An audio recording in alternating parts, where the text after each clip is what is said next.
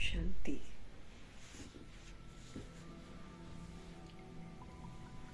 बाबा कहे, अचानक, ever ready और बहुत काल। इसको बुद्धि में रखते हुए तीव्र पुरुषार्थ करो। नष्ट मोहा बनो। सिर्फ संबंधों का नहीं नष्ट मोहा, लेकिन हमारे अंदर जो देह का भान है, जो देह का अभिमान है, इसका भी जो मोह है, उससे अपने आप को मुक्त करो। ऐसे नष्ट मोहा एवर रेडी बनो। श्रीमत रूपी हाथ में हाथ देकर चलो। साथ में उड़ने वाले बनो। बाबा के साथ उड़ जाए। बाबा तो अचानक चला जाएगा। वेट नहीं करेंगे ना बाबा। हमको तैयार रहना है ताकि हम उड़ जाए। जो उड़ गया वो ब्रह्मा जी के साथ आएगा। जो नहीं उड़ा वो फिर पीछे पीछे आएगा। नहीं उड़ेंगे तो कलयुग को खत्म होते देखेंगे। उड़ जाएंगे तो विनाश की सेक से बच जाएंगे। ऐसे भिन्न भिन्न विधियों से मीठे परमपिता परमात्मा हम आत्मा को अपने आप को तैयार करने के लिए समझ देते रहते हैं कि तीव्र पुरुषार्थ करो। अभी थोड़ा सा मार्जिन रह गया है। सभी आत्माओं को विनाश के सेक से बचाने वाले, अपनी साथ सुरक्षित लेकर जाने की चाहना रखने वाले शिव पिता परमात्मा जी का तहे दिल से हम धन्यवाद करेंगे।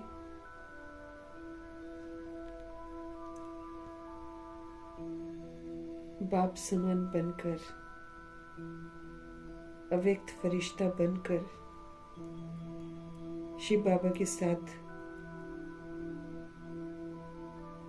उड़ने के लायक बनने वाले व्यक्त ब्रह्मा, अव्यक्त ब्रह्मा, गुप्त बड़ी माँ, big brother, great great grandfather का रोल प्ले करने वाली आत्मा ब्रह्मा जी का तहे दिल से धन्यवाद करेंगे। धन्यवाद करते हुए दोनों जबरदस्त स्लाइड्स को हाजिर नाजिर करते हुए मीठे मीठे परमपिता परमात्मा जी के महावाक्य उन्हीं से समझेंगे। समझ जो है पूरे वायुमंडल में फैले, तत्वों में फैले, प्रकृति में फैले। दिल से दुआ करेंगे। मीठे परमात्मा जी की समझ पूरे यूनिवर्स में फैले, ये भी दिल से दुआ करेंगे। सभी आत्माओं तक पहुंचे बाबा की समझ। दस्तक हो, जैसे होता है ना, कभी कभी बुद्धि में आ जाती है अच्छी अच्छी बातें, वैसे भगवान की बातें सबको टच होती हैं। तो दिल से दुआ करेंगे कि बाबा की मुरली जो हम लोग पढ़ते हैं, इसकी जो समझ हमको मिलती है, ये समझ यूनिवर्स में मौजूद सभी आत्माओं तक पहुंचे। उन आत्माओं तक पहुंचे जो वृद्ध शरीरों में हैं, जो रिश्तों से जुड़ी हुई हैं। अब उन आत्माओं का बुद्धि का योग दैहिक रिश्तों से हटे, मोह माया से हटे और सत्य परमात्मा के साथ लग जाए। उन आत्माओं के लिए समर्पित करेंगे जो हम आत्माओं के साथ नेगेटिविटी से जुड़ी हुई है, नकारात्मक लेन देन करती हैं। उन आत्माओं का बुद्धि का योग हम आत्माओं से हटे, सत्य परमपिता परमात्मा जी के साथ लग जाए। क्योंकि अगर किसी की बुद्धि का योग मेरे साथ लगा है तो हिसाब किताब मेरे से मांगा जाएगा। क्यों लगा हुआ है उसका बुद्धि का योग तुम्हारे साथ? इसीलिए दुआ करनी है उनका बुद्धि का योग परमात्मा के साथ लग जाए। जो हम आत्माओं के साथ लौकिक में कनेक्टेड है, उन आत्माओं का बुद्धि का योग सत्य परमात्मा जी के साथ लग जाए। उन आत्माओं तक समझ पहुंचे जो इस समय आकारी शरीरों में है। रोज शरीर छूट रहे हैं कईयों के, कोई जीवघात कर रहा है, कोई मारा जा रहा है, इस तरह की मौतें हो रही हैं। तो ये रूहें क्या करेंगी? भटकेंगी ना। तो ये बेचैन रूहों तक प्रभु जी की समझ पहुंचे, और जो इनके संबंधी हैं उन तक प्रभु जी की समझ पहुंचे। सब प्रभु से जुड़े। उन आत्माओं तक प्रभु जी की समझ पहुंचे जो इस समय गर्भ जेल में प्रवेश कर गए हैं। उन आत्माओं तक प्रभु जी की समझ पहुंचे जो हॉस्पिटल में पीड़ित हैं, घरों में पीड़ित अवस्था में हैं। उन आत्माओं तक प्रभु जी की समझ पहुंचे जो प्राकृतिक आपदाओं की शिकार हैं, जो दैहिक हिंसाओं की शिकार हैं, जो माया के प्रकोप में अलबेली हो गई है, जो तंत्र मंत्र के प्रकोप में अलबेली हो गई है। उन आत्माओं तक प्रभु जी की समझ पहुंचे जो वाम मार्ग में चली गई हैं और जो जाने की तैयारी कर रही हैं। उन कुमार कुमारियों तक प्रभु जी की समझ पहुंचे। उन छोटे शरीरों में विराजमान आत्माओं के प्रति समझ पहुंचे जो इस समय माया के प्रकोप में है। उन आत्माओं तक प्रभु जी की समझ पहुंचे जो अपनी संस्था बनाकर बैठे हैं, खुद भी गुमराह हैं, दूसरों को भी गुमराह कर रहे हैं। उन आत्माओं तक प्रभु जी की समझ पहुंचे जो भिन्न भिन्न सत्ताओं में, भिन्न भिन्न वर्गों में बटी हुई हैं। सभी आत्माओं तक प्रभु जी की समझ पहुंचे। सभी सत्ताएं अपने आत्मिक स्वरूप में जागृत हो जाएं और काम, क्रोध, लोभ, मोह, अहंकार से मुक्त हो जाएं। उन सभी आत्माओं तक प्रभु जी की समझ पहुंचे जो अहिल्याएं हैं, जो गणिकाएं हैं, जो वैश्या बन गई हैं, जो देह के धंधे करती हैं और जो उनसे दैहिक धंधे करवाते हैं, उन तक प्रभु जी की समझ पहुंचे। यादव, कौरव, यवन तक प्रभु जी की समझ पहुंचे। हर आत्मा अपने स्वधर्म में लौटे। दिल से दुआ करेंगे। भूत प्रेत बनकर जो भटक रही है रूहें, उन तक प्रभु जी की समझ पहुंचे। तंत्र मंत्र, रिद्धि सिद्धियों में जो फंसी हुई हैं आत्माएं, उन तक प्रभु जी की समझ पहुंचे।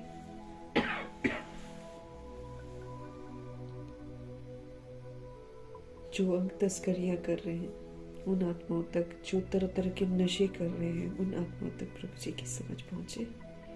सभी आत्माओं को वो जिस्मानी और दुनियावी और ड्रग्स के नशे, शराब के नशे जो हैं, उससे वो बाहर आए और सबको ईश्वरीय नशा चढ़ जाए। दिल से दुआ करेंगे। उन जगहों तक प्रभु जी की समझ पहुंचे जहां पर अभी तक पहुंची ही नहीं है। सभी आत्माओं में जागृति आए। हर आत्मा परमात्मा का बच्चा बने। हर आत्मा स्वयं को सुधारे। हर आत्मा वापस घर चलने के लिए तैयार हो जाए। इन्हीं दुआओं के साथ हम अपने लिए भी दुआ करेंगे कि रोज का जो होमवर्क है हम आत्माओं को जो मिल रहा है उसको हम करें, स्व परिवर्तन करें, ताकि चारों तरफ वो स्व परिवर्तन की लहर फैले और आत्माओं में भी बदलाव आना शुरू हो जाए। इन्हीं दुआओं के साथ देखेंगे आज हमारे शिव बाबा हम आत्माओं को किस विधि से परिवर्तन करने की समझ देते हैं। मीठे मीठे बाबा बोले, मीठे बच्चे, यहाँ तुम्हारा सब कुछ गुप्त है, इसलिए तुम्हें कोई भी ठाठ नहीं करनी है। अपनी नई राजधानी के नशे में सदा रहना है। क्या बोल रहे बाबा हमको?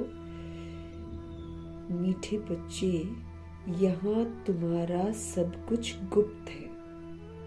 यहाँ हम आत्माएं भगवान से ज्ञान ले रहे हैं, ज्ञान को धारण कर रहे हैं, ज्ञान से हम श्रृंगार कर रहे हैं, गुणों से हम श्रृंगार कर रहे हैं, शक्तियों से हम श्रृंगार कर रहे हैं। जैसे जैसे धारण करते जाएंगे श्रृंगार होता जाएगा।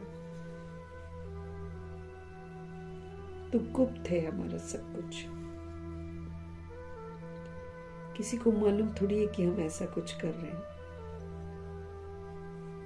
तो बाबा कहते हैं संगम युग में हमारा सब कुछ जो है ना वो गुप्त है, इसलिए तुम्हें कोई भी ठाठ नहीं करनी है, दिखावे नहीं करने हैं किसी चीज के, शाहीपन में आराम पसंद ऐसा नहीं हमको बनना है। तो बाबा कहते हैं इसलिए तुम्हें कोई भी ठाठ नहीं करनी है। अब तो तुम्हें अपनी नई राजधानी के नशे में रहना है, क्योंकि ठाठ करेंगे तो कलयुग में फंस जाएंगे। तो बाबा कहते तुमको तो फिर जो तुम्हारी नई राजधानी है ना, उसके नशे में तुमको रहना है। तो हमारा यहाँ पर सब कुछ गुप्त है, हमको कोई शोबाजी नहीं करनी है, आराम पसंद नहीं बनना है, बल्कि हमको तो अपनी नई राजधानी के नशे में रहना है।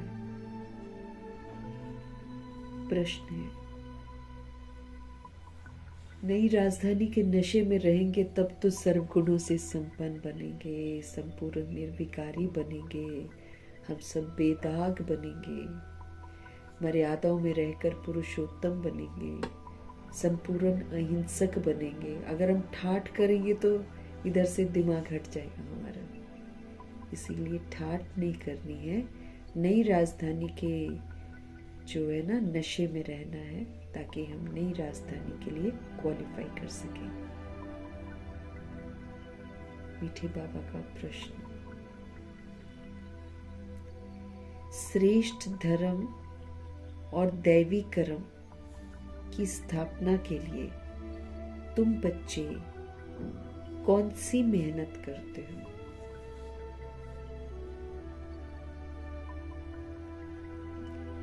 श्रेष्ठ धर्म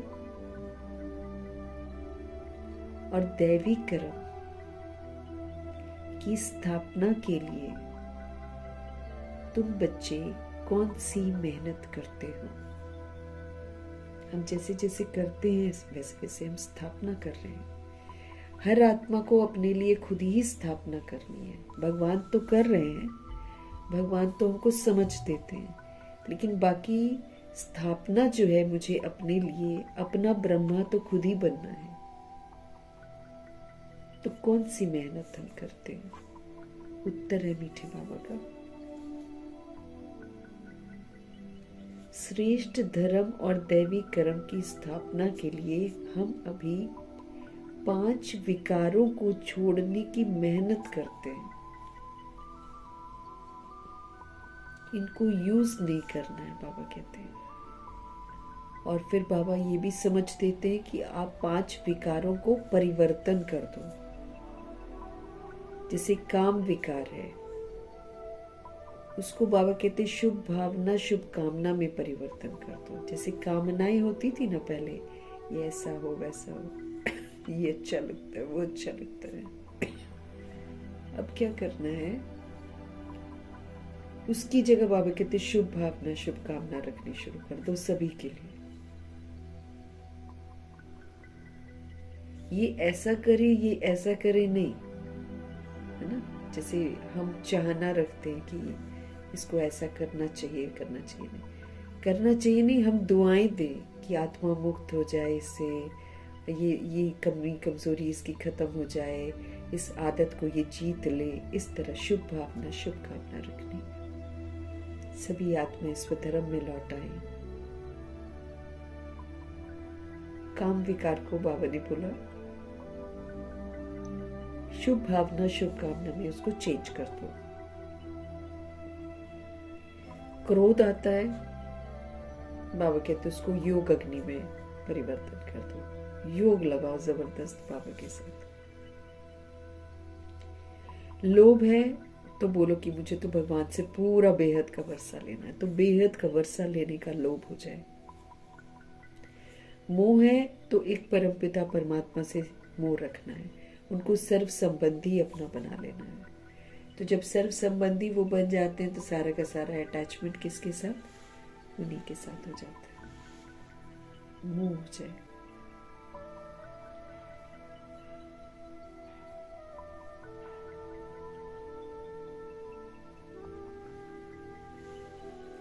अहंकार है, उसको बाबा कहते हैं शुद्ध स्वमान में परिवर्तन कर दो। अभिमान की जगह स्वमान में आ जाओ। इस विधि से बाबा हमको विकारों को परिवर्तन करने की समझते थे। तो अभी हम सभी आत्माएं 5 विकारों को छोड़ने की मेहनत करते हैं। क्यों? क्योंकि इन विकारों ने ही सबको भ्रष्ट बना दिया है। सभी आज जितनी भी आत्माएं हैं, भिन्न भिन्न वर्ग या भिन्न भिन्न सत्ताओं की, या फिर दुनिया की तमाम आत्माएं जितनी भी हैं, सब क्यों भ्रष्ट बन गए? इन्हीं 5 विकारों की वजह से। अभिमान आ गया, काम विकार आ गया, क्रोध आ गया, लोभ आ गया, मोह आ गया, इसने सबको भ्रष्ट बना दिया विकारों ने।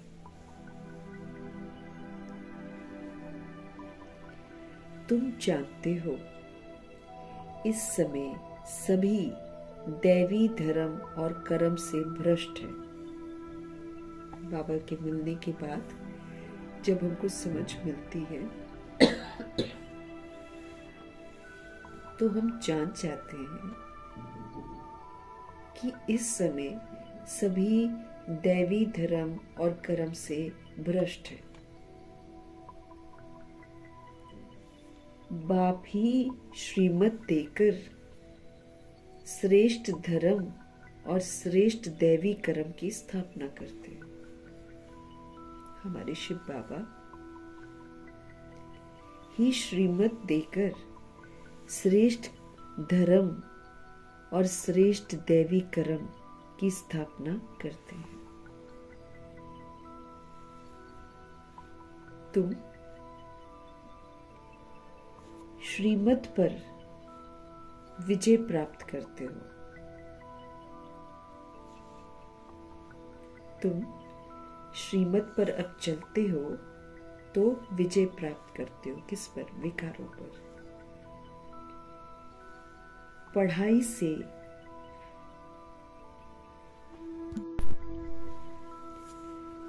बाबा कहते हैं तुम श्रीमत पर चल, बाप की याद से विकारों पर विजय पाते हो। श्रीमत कहती है विकारों को परिवर्तन कर दो, तो श्रीमत पर हम करते हैं, लेकिन याद भी तो चाहिए ना।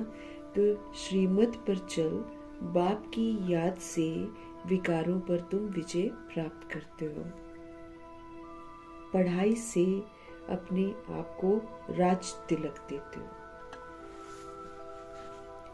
पढ़ाई पढ़ेंगे, धारण करेंगे, तब तो हमको राज तिलक मिलेगा ना। धारण करते हैं मतलब बेदाग बनते हैं, स्मृतियों का तिलक लगाकर कि मैं कौन हूँ, सतगुणी आत्मा हूँ, सत्युगी देव आत्मा हूँ। इस स्मृति से क्या करते हैं हम लोग? राज तिलक देते हैं ना। तो जब हम बेदाग बनते हैं, सबूत देते हैं और सारे गुणों से संपन्न बनते हैं, विकारों को यूज नहीं करके संपूर्ण निर्विकारी बनते हैं, मर्यादाओं की लकीर के अंदर रहते हैं, किसी भी तरह की हम हिंसा जब नहीं करते हैं, तो हम क्या करते हैं?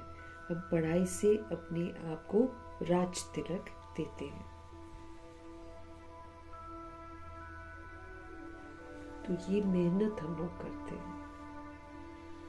हमको फिर से श्रेष्ठ धर्म, पवित्रता के धर्म और दैवी कर्म की स्थापना करनी है। तो उसके लिए हमारे को जरूरी है कि हम 5 विकारों को छोड़ दें।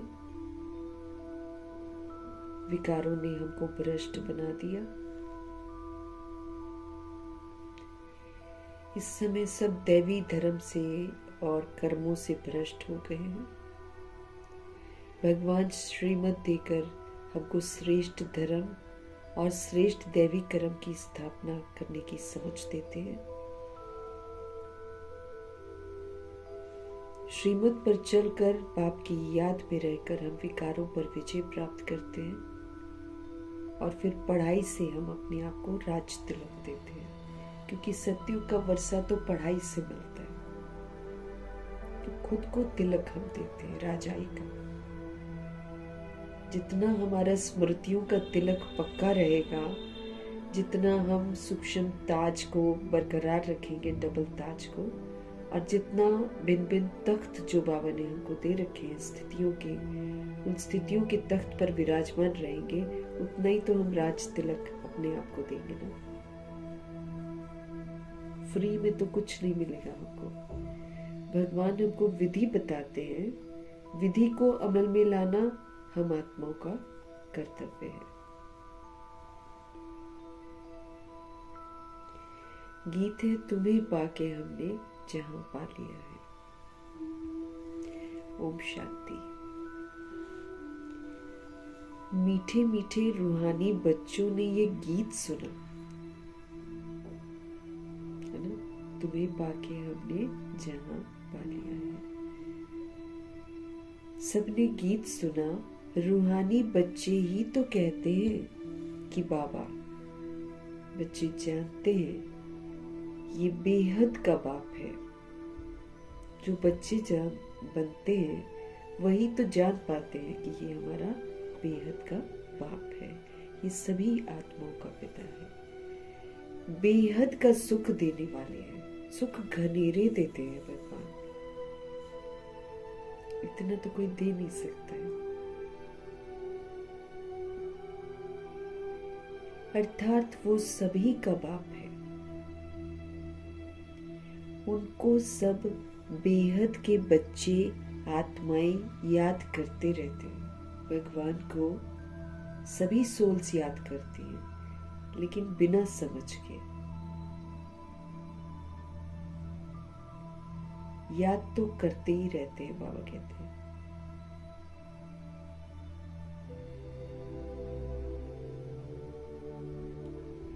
किस न किस प्रकार से याद करते हैं, परंतु उनको ये पता नहीं है कि हमको कोई उस परम पिता परमात्मा से विश्व की बादशाही मिलती है।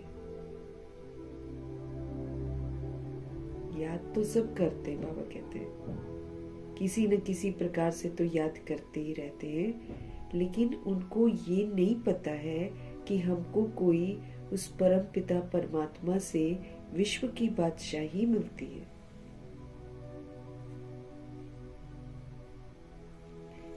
तुम जानते हो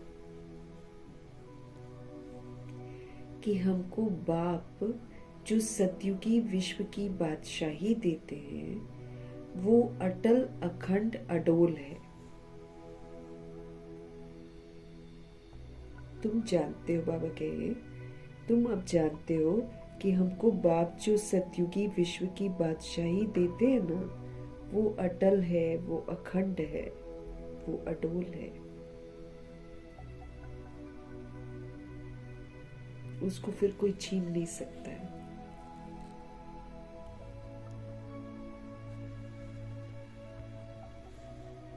वो हमारी बादशाही 21 जन्म कायम रहती है। 2500 वर्ष तो कायम रहती ही है, और उसकी जो अनुभूति है वो हम अभी एक जन्म में करते हैं।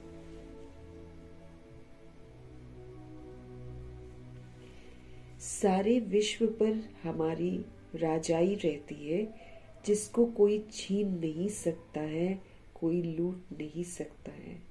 भगवान जो गिफ्ट देते हैं वहां पर रावण प्रवेश नहीं करता है, और जब तक पवित्र है तब तक कोई नहीं लूटता। जब अपवित्र बनने की शुरुआत करते हैं तब लूट कर लेकर जाती हैं आत्माएं। वो भी फिर सतयुग त्रेता युग में तो नहीं प्रवेश कर पाती है, लेकिन जो सतयुग त्रेता युग की सोल्स द्वापर युग में आ जाती हैं, उनको फिर वो लोग लूटते हैं।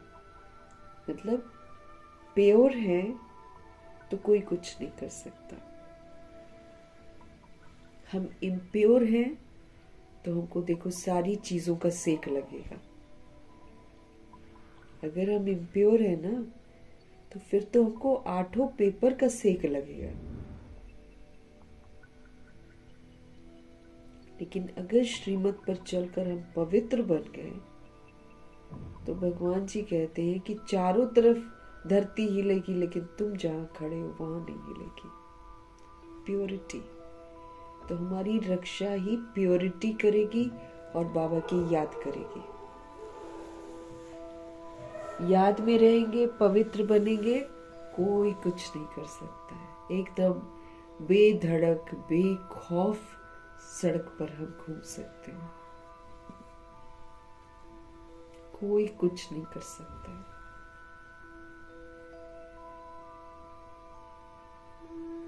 न गंदी दृष्टि वालों के तीर लगेंगे, तो न भूत प्रेत आत्माएं पकड़ पाएंगी, न विकार हम पर हावी होंगे और न प्राकृतिक आपदाओं के शिकार होंगे। चूंकि पवित्र हैं, चूंकि योग में है, इसलिए भूख प्यास भी नहीं लगेगी। तो अगर आपदा आए कि ये नहीं मिल रहा, वो नहीं मिल रहा, साधन नहीं मिल रहे, इन सब चीजों को तो योगी आत्मा जीत लेती है। उसको नहीं फर्क पड़ेगा। जब साधन बंद हो जाएंगे, उसको बिल्कुल कोई फर्क नहीं पड़ेगा कि बंद हो गए।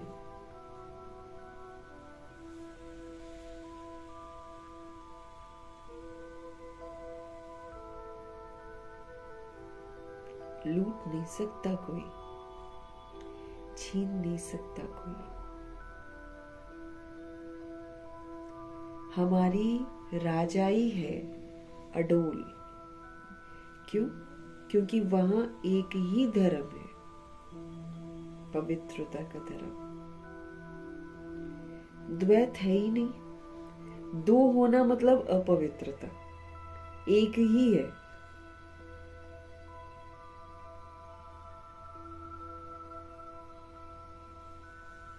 तो लूटते भी तब है जब हमारे में कमी आती है, तब लूटते हैं। पवित्र बन जाएंगे फिर नहीं कोई कुछ कर सकता है।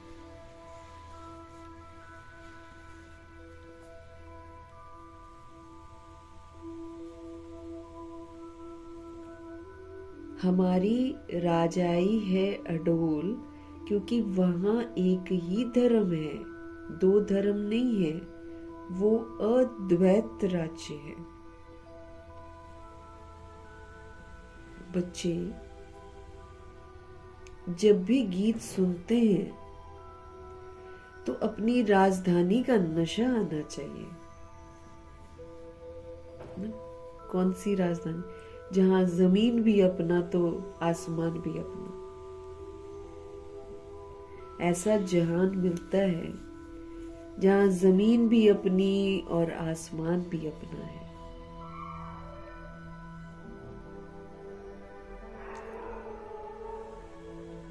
भगवान सब कुछ देते हैं।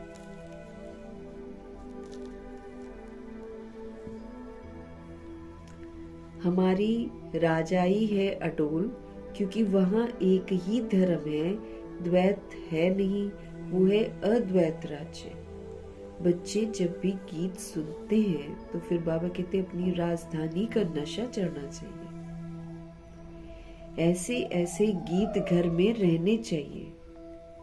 तुम्हारा सब कुछ है गुप्त, और बड़े बड़े आदमियों का बहुत ठाठ होता है। तुमको तो कोई ठाठ नहीं है। तुम देखते हो बाबा ने जिनमें प्रवेश किया है वो भी कितना साधारण रहते हैं। ब्रह्मा जी सिंपल सी धोती, सिंपल कुर्ता, है ना, बड़े सिंपल रहते थे। कहाँ ठाट बाट में थे सिंधी जब थे तो ठाट बाट में थे कराची में, लेकिन फिर बाद में कितना सब कुछ त्याग दिया तो बिल्कुल साधारण हो गया। तो तुम देखते हो बाबा ने जिसमें प्रवेश किया है वो भी कितना साधारण रहते हैं। ये भी बच्चे जानते हैं। यहाँ हर एक मनुष्य अनराइटियस छीछी काम ही करते हैं, इसलिए सबको बेसमझ कहा जाता है। यहाँ पर कलयुग में हर एक मनुष्य अनैतिक हो गया है, अनराइटियस हो गया है, अपनी मनमत चलाता है, छीछी काम करते हैं, इसलिए बेसमझ उनको कहा जाता है। बुद्धि को बिल्कुल ही ताला लगा हुआ है। तुम कितने समझदार थे। तुम विश्व के मालिक थे। अभी माया ने इतना बेसमझ बना दिया है। तुम कितने समझदार थे, बाबा कहते, विश्व के तुम मालिक थे। अभी माया ने इतना बेसमझ बना दिया है जो तुम कोई काम के ही नहीं रहे।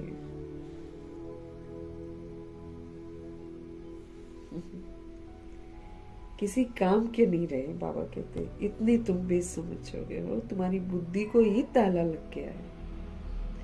जबकि तुम विश्व के मालिक थे, तुम कितने समझदार थे।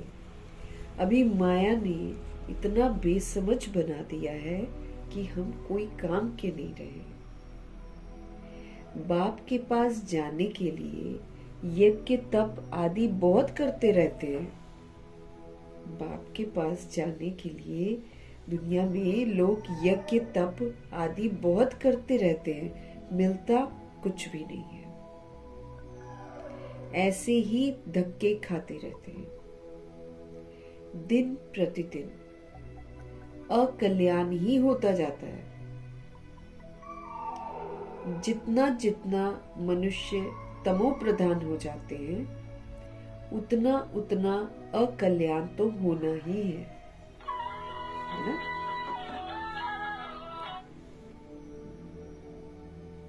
जितना जितना हम आत्माएं तमो प्रधान बनते जाते हैं, उतना उतना अकल्याण होता है। ऋषि मुनि जिनका गायन है वो पवित्र रहते थे, नीति नीति कहते थे। बाबा कहते वो कम से कम सच तो बोलते थे भगवान को लेकर।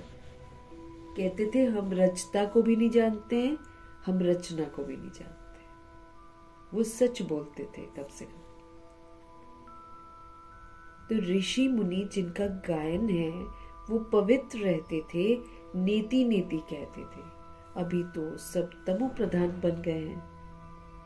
पुनर्जन्म में आते आते वो भी तमो प्रधान बन गए।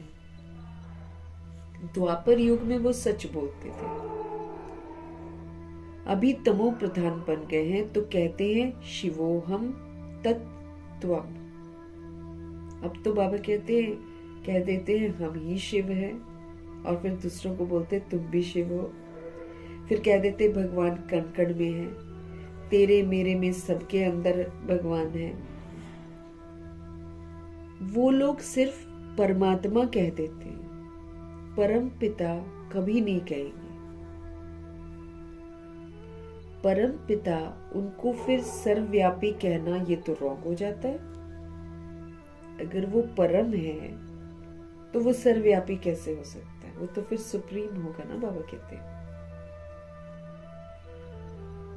इसलिए फिर ईश्वर व परमात्मा कह देते हैं। पिता अक्षर बुद्धि में नहीं आता है, करके कोई कहते भी हैं तो भी सिर्फ कहने मात्र ही कहते हैं। अगर परम पिता समझे तो बुद्धि तो एकदम चमक उठे।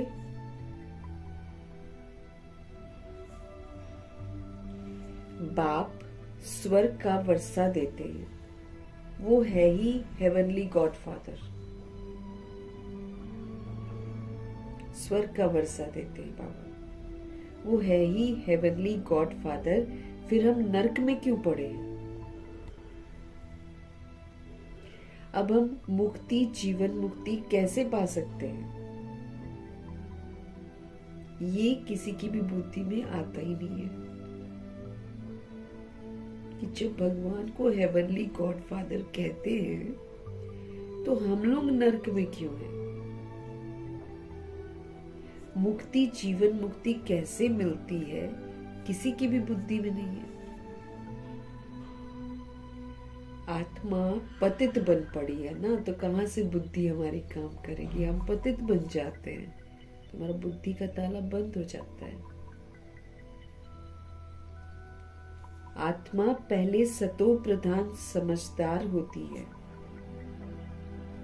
फिर वो सतो रजो तमो में आती है, फिर बेसमझ बन जाती है।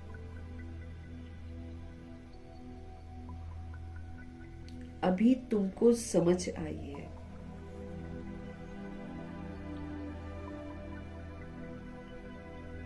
बाबा ने हमको ये स्मृति दिलाई है कि जब नई दुनिया भारत था तो हमारा राज्य था। वहां पर एक ही मत थी, एक ही भाषा थी और एक ही धर्म था, एक ही महाराजा महारानी का राज्य था। जो भगवान जी से मिला हुआ राज्य है वो हमारा राज्य ऐसा था। वहां एक ही मत थी, वहां एक ही भाषा थी, वहां एक ही पवित्रता का धर्म था और एक ही महाराजा महारानी का राज्य था। फिर द्वापर युग में वाम मार्ग शुरू होता है। फिर हर एक के कर्मों पर मदार हो जाता है। द्वापर युग शुरू होता है, फिर जैसा कर्म वैसा पाठ चलता है। फिर हर एक के कर्मों पर मदार, यहाँ पर फिर हमारा कार्मिक अकाउंट बनने शुरू हो जाते हैं। बाबा के राज्य में तो अकर्म रहते हैं, हम कर्म करते हैं लेकिन हमारा हिसाब किताब नहीं होता है। वो वाला संस्कार तो अभी हम संगम पर धारण करके जा सकते हैं ना। यहाँ पर बाबा की श्रीमत पर अगर हम कर्म करते हैं तो फिर हमारा किसी के साथ हिसाब किताब नहीं बनता है। उल्टा जो बने हुए हिसाब किताब है वो भी सेटल हो जाते हैं, क्योंकि यहाँ पर बाबा हमको सतोगुणी और सतयुगी व्यवहार करने की समझ देते हैं। जब हम ये अच्छा वाला व्यवहार सबके साथ करते हैं तो सारे आत्माओं के बंधन से हम मुक्त हो जाते हैं, आत्माएं सेटिस्फाइड भी हो जाती हैं। तो अभी जैसे कर्म हम करेंगे, अगर हम श्रीमत पर चलते हैं तब तो मेरा कर्म अकर्म बन जाता है। अब यहीं से मेरे को 2500 वर्ष की राजधानी के संस्कार अकर्म के लेकर जाने। उसके लिए फिर क्या करना पड़ता है? हमेशा ही श्रीमत पर चलना होता है, हमेशा।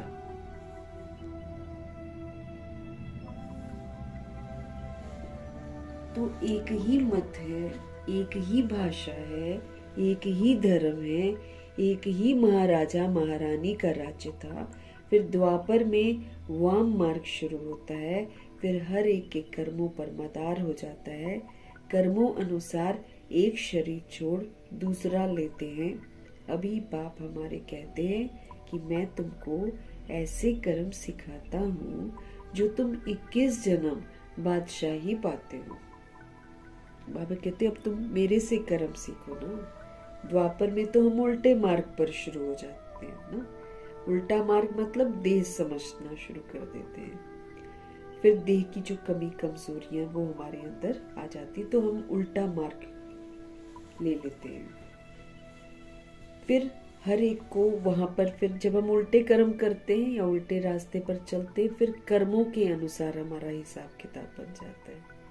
फिर हम कर्मों के अनुसार एक दूसरे के संबंध संपर्क में आते हैं। फिर हिसाब किताब सेटल करते रहते, करते करते करते कलयुग तक पहुंच जाते हैं। फिर बाबा आकर हमको समझ देते हैं, तो फिर से हम श्रीमत पर चलकर अकर्म के संस्कार बनाते हैं।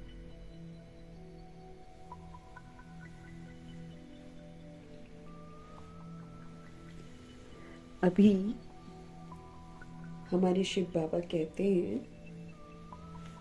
मैं तुमको ऐसे कर्म अब सिखाता हूँ जो 21 जन्म तुम बादशाही पाते हो। तो अब तुम मेरे सिखाए अनुसार कर्म करो।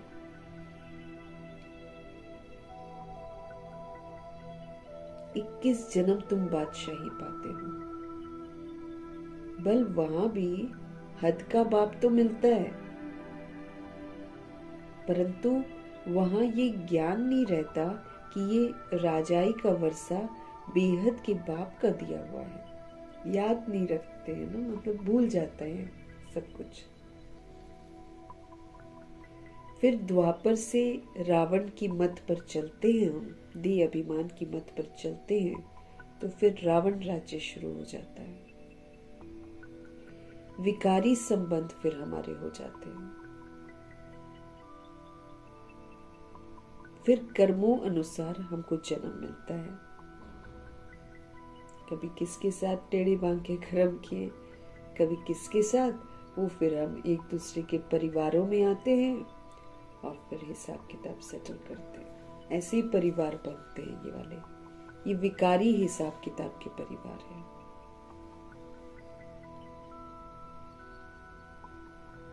तो हमारा संबंध कैसा हो जाता है? विकारी हो जाता है। फिर कर्मों के अनुसार हमको जन्म मिलते हैं।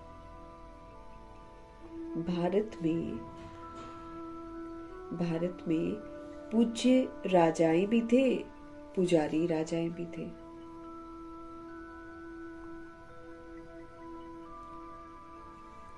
सतयुग त्रेता युग में सब के सब पूज्य होते हैं। वहां पूज्य व भक्ति कोई होती नहीं है।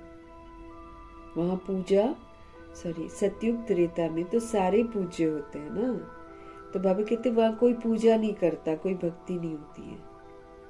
फिर द्वापर में जब भक्ति मार्ग शुरू होता है तो फिर यथा राजा रानी तथा प्रजा पुजारी भगत सब बन जाते हैं।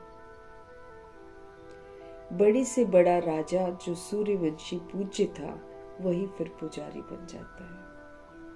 सबसे बड़े ते बड़ा राजा जो ब्रह्मा जी की आत्मा है, सबसे बड़े ते बड़ा राजा जो सूर्यवंशी पूज्य था ना, वही फिर पुजारी बन जाते हैं। अभी तुम जो वाइसलेस बनते हो उसकी प्रारब्ध फिर 21 जन्म के लिए है। अगर हम श्रीमत पर चलकर अभी निर्विकारी बनते हैं तो हमें 21 जन्मों की प्रारब्ध मिलेगी। तो अभी तुम जो वाइसलेस यानी कि निर्विकारी बनते हो उसका फिर रिटर्न क्या मिलता है? आप 21 जन्म के लिए प्रारब्ध आपकी बन जाती है। फिर उसके बाद 2500 वर्ष की राजधानी के बाद फिर से भक्ति का मार्ग शुरू होता है। देवताओं के मंदिर बनाकर फिर पूजा करते रहते हैं। ये सिर्फ भारत में ही होता है। 84 जन्मों की कहानी जो बाबा सुनाते हैं ये भी भारतवासियों के लिए ही है।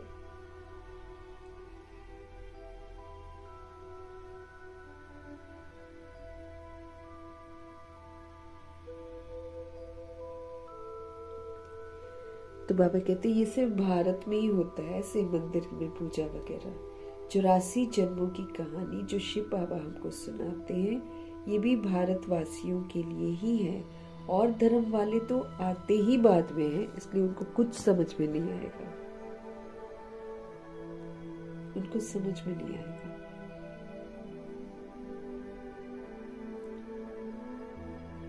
फिर तो बाबा कहते वृद्धि होते होते ढेर के ढेर हो जाते हैं। योग बल की 2500 वर्ष की राजधानी में 108 9 लाख से शुरू होकर 16,108 33 करोड़ हो जाते हैं 2500 ईयर्स में योग बल से। अभी उतना ही समय अभी पूरा भी नहीं हुआ है, उससे कम ही है, उससे कम में है ना, अभी तो पूरा नहीं हुआ है तो भी 800 करोड़ आबादी हो गई है। राजाई घराना तो है नहीं वहां, तो चलो 16,108 राजाई घराने की आत्माएं हैं 2500 वर्ष की राजधानी में। द्वापर युग कलयुग में तो राजाई ही नहीं है।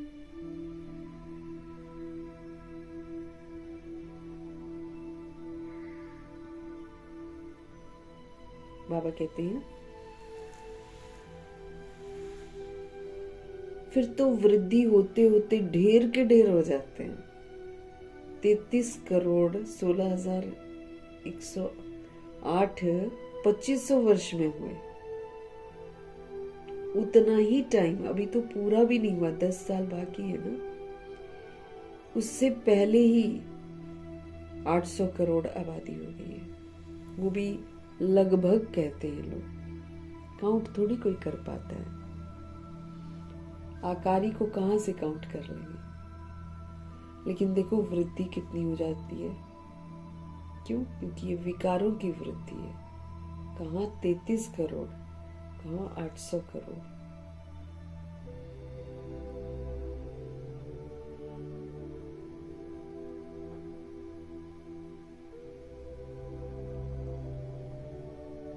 बाबा कहते हैं फिर तो वृद्धि होते होते ढेर के ढेर हो जाते हैं। वैरायटी, भिन्न भिन्न धर्म वालों के फीचर्स हर एक बात में भिन्न भिन्न हो जाते हैं। रस्म रिवाज भी सब की अलग अलग सब अपना अपना बना लेते हैं। फिर कहेंगे इतरा कर हमारे यहाँ ऐसे होता है, हमारे यहाँ ऐसे होता है आत्मा कितना झूठ बोलती रहती है। रस्म रिवाज भी भिन्न भिन्न होती है। भक्ति मार्ग के लिए सामग्री भी तो चाहिए, बाबा कहते हैं।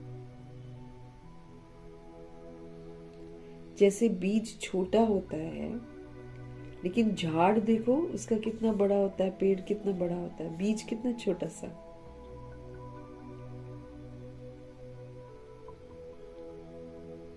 झाड़ के पत्ते आदि गिनती नहीं कर सकते, वैसे ही भक्ति का भी विस्तार बहुत हो जाता है। ढेर के ढेर शास्त्र बनाते जाते हैं। अब बाप बच्चों को कहते हैं ये भक्ति मार्ग की सामग्री है, सब खत्म हो जानी।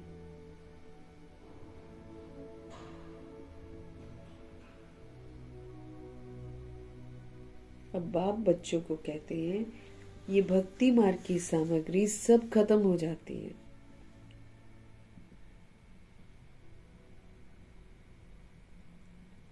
अब मुझ बाप को याद करो।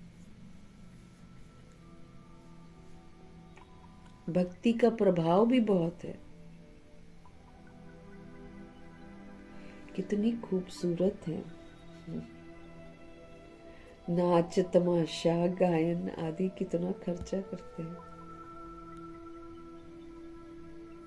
अभी बाप कहते हैं मुझ बाप को और वर्षे को अब याद करो, क्योंकि टाइम आ गया है वर्षा लेने का, टाइम आ गया है पवित्र बनने का, और टाइम आ गया है वापस घर चलने का। इसलिए बाबा क्या बोलते हैं,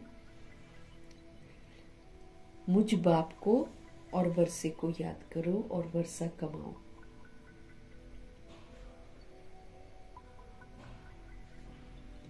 आदि सनातन अपने धर्म को याद करो, क्योंकि फिर से उसमें लौटना है। इसलिए बाबा कहते हैं आदि सनातन अपने धर्म को याद करो। अनेक प्रकार की भक्ति जन्म जन्मांतर तुम करते आए हो। सन्यासी भी आत्माओं के रहने के स्थान तत्व को परमात्मा समझ लेते हैं। वो सोचते हैं ब्रह्मलोक भगवान है। सन्यासी भी आत्माओं के जो रहने का स्थान है ना ब्रह्मलोक, तत्व को परमात्मा समझ लेते हैं। ब्रह्म व तत्व को ही याद करते रहते हैं सन्यासी। वास्तव में सन्यासी सब सतो प्रधान है, तो उन्हों को जंगल में जाकर रहना है शांति में। वास्तव में ऐसा होता है कि सन्यासी अगर पवित्र है, सतो प्रधान है, तो जंगल में जाकर रहेगा। ऐसे नहीं कि उन्हों को ब्रह्म में जाकर लीन होना है। वो समझते हैं ब्रह्म की याद में रहने से, शरीर छोड़ने से क्या हो जाएगा, ब्रह्म में लीन हो जाएंगे, चलो जी बात खत्म, ऐसा सोचते हैं। बाबा कहते हैं लीन तो कोई हो ही नहीं सकता।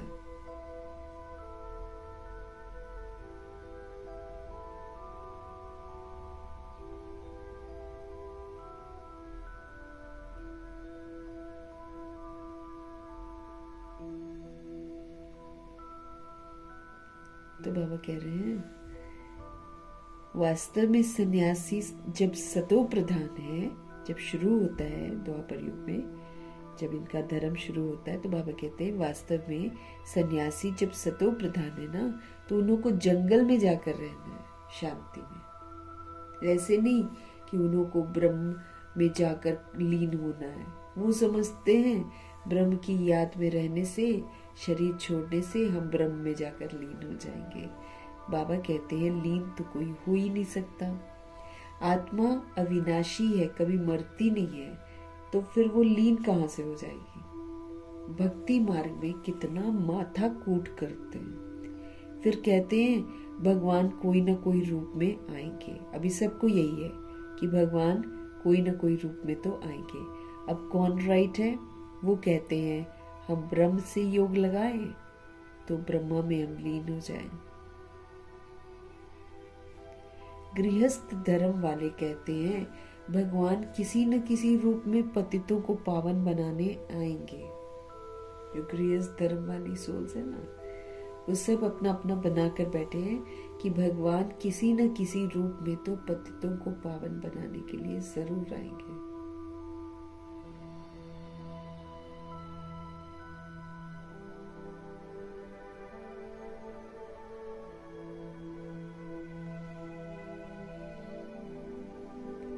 वो कहते हैं हम ब्रह्म से योग लगाएं, ब्रह्म में लीन हो जाएंगे। और गृहस्थ धर्म वाले कहते हैं भगवान किसी न किसी रूप में पतितों को पावन बनाने के लिए आएंगे।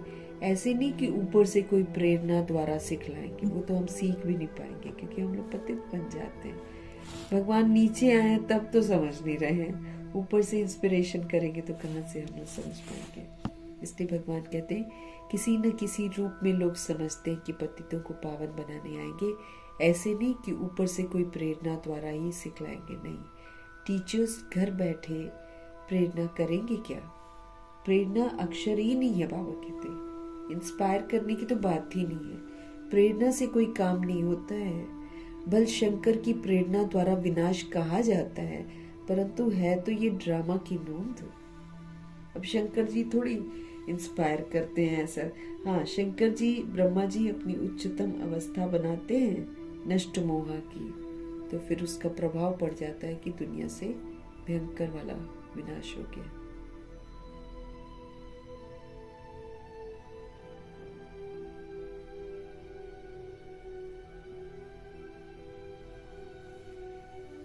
टीचर घर बैठकर प्रेरणा करेंगे क्या? अब परम धाम से बैठकर बाबा इंस्पायर करेंगे क्या? तो प्रेरणा अक्षर तो है ही नहीं। प्रेरणा से कोई काम नहीं होता। बल शंकर की प्रेरणा के द्वारा विनाश कहा जाता है, परंतु बाबा कहते हैं ये तो ड्रामा की नोंद है।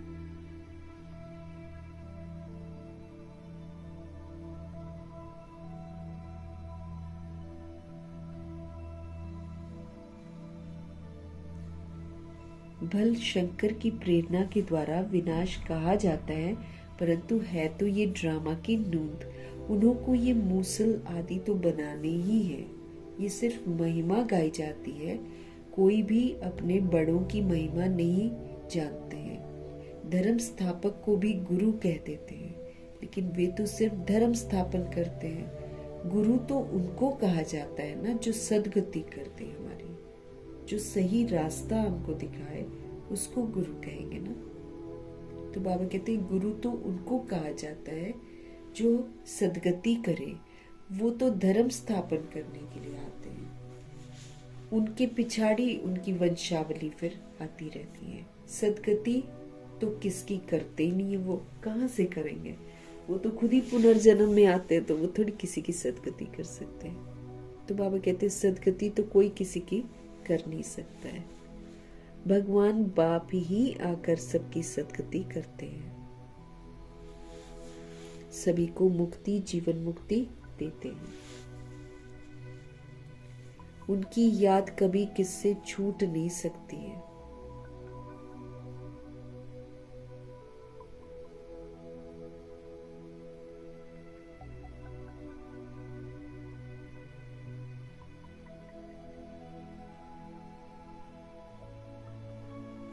बाबा कहते हैं कि उनकी याद कभी किससे मुक्ति जीवन मुक्ति देते हैं ना, तो उनकी याद कभी किससे छूट नहीं सकती है। भल पति से कितना भी प्यार हो, फिर भी हे भगवान, हे ईश्वर जरूर कहेंगे, क्योंकि वही सभी का सदगति दाता है। हम किसी भी देहधारी गुरु को सदगति दाता नहीं कह सकते। वो तो अपनी नहीं कर पाते हैं, तो वो दूसरों की क्या करेंगे। वो तो बॉडी छोड़ते हैं, लेते हैं। तो बाबा कहते हैं वो सदगति दाता नहीं है, भगवान बाप ही आकर सबको सदगति करते हैं, मुक्ति जीवन मुक्ति सबको देते हैं। उनकी याद कभी किसी से छूट नहीं सकती। भल पति से कितना भी प्यार हो, फिर भी हे भगवान, हे ईश्वर तो जरूर कहेंगे, क्योंकि वही तो सर्व की सदगति दाता है, वही तो सभी की सदगति दाता है। बाप बैठ हमको हर बात समझाते हैं। ये सारी की सारी रचना है। रचता बाप कौन है? मैं हूँ। बाबा कहते सबको सुख देने वाला एक ही बाप ठहरा। भाई भाई को वर्षा नहीं दे सकते हैं। हम जितने भी लोग सृष्टि रूपी ड्रामा में मौजूद हैं, हम सभी का आपसी रिश्ता भाई भाई का है।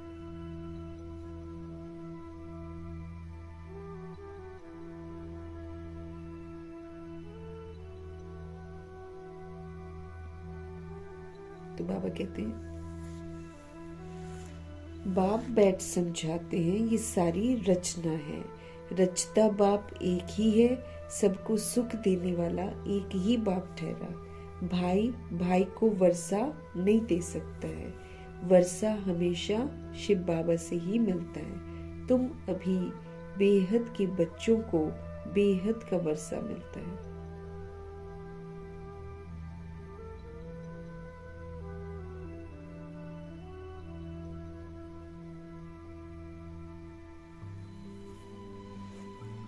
हम सारे लोग आत्मा भाई भाई हो गए।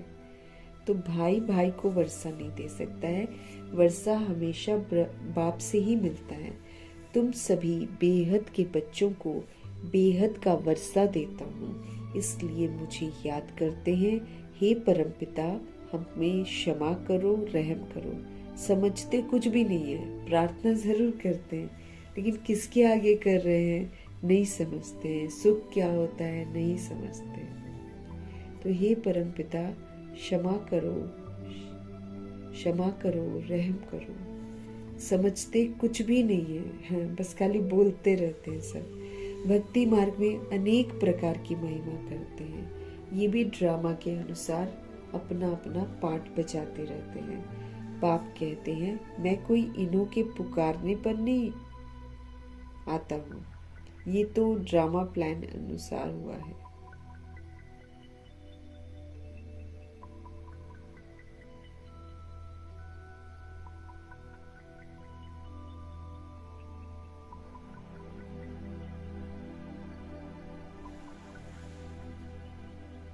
बाबा कहते हैं कि अनेक प्रकार की महिमा तो भक्ति मार्ग में करते हैं, लेकिन न भगवान को जानते हैं और न महिमा करने का अर्थ समझते हैं। ये भी ड्रामा अनुसार अपना पार्ट बजाते रहते हैं। शिव बाबा कहते हैं, मैं कोई इन्हों के पुकारने पर नहीं आता हूँ, ये तो ड्रामा बना हुआ है। ड्रामा में मेरे आने का पार्ट नूंधा हुआ है। अनेक धर्म विनाश, एक धर्म की स्थापना व कलयुग का विनाश, सत्युग की स्थापना करनी होती है। मैं अपने समय पर आप पे ही आता हूँ। बाबा कहते हैं, मैं अपने समय पर खुद आता हूँ। इस भक्ति मार्ग का भी ड्रामा में पार्ट है। अब आधा कल भक्ति चलनी है, तो फिर भक्ति की सामग्री भी तो चाहिए ना। इसलिए तरह तरह के विश्वासों में आत्माएं अपना जीवन व्यतीत करती हैं। इस भक्ति मार्ग का भी ड्रामा में पार्ट है। अभी जब भक्ति मार्ग का पार्ट पूरा हुआ, तब आया हुआ है। बच्चे भी कहते हैं, अभी हम जान गए हैं, 5000 वर्ष के बाद फिर से आपके साथ हम मिले हैं। इस समय फिर मिलकर भगवान हमको क्या देते हैं? भक्ति का फल।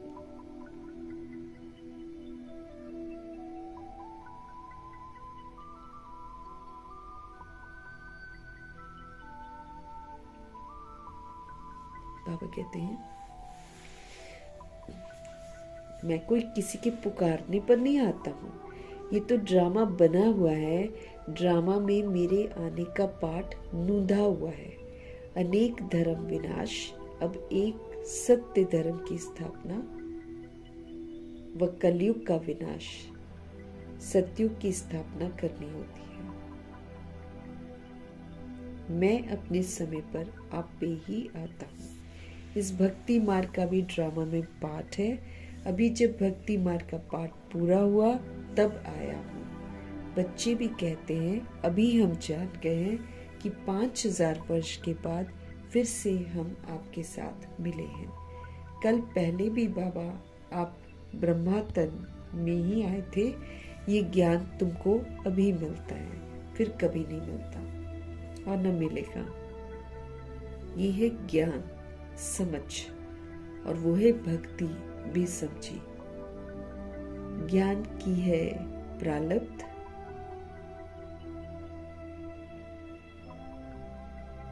ज्ञान की है प्रारब्ध चढ़ती कला, और सेकंड में जीवन मुक्ति कहा जाता है। रियलाइजेशन हो जाए तो फिर बाबा कहते हैं सेकंड में जीवन मुक्ति। कहते हैं जनक ने सेकंड में जीवन मुक्ति पाई, तो क्या सिर्फ एक जनक ने जीवन मुक्ति पाई? जीवन मुक्ति अर्थात जीवन को मुक्त करते हैं इस रावण के राज्य से। जीवन मुक्ति का मतलब क्या होता है? जीवन को मुक्त करते हैं किससे? ये जो रावण का राज्य है, मैं, मेरा।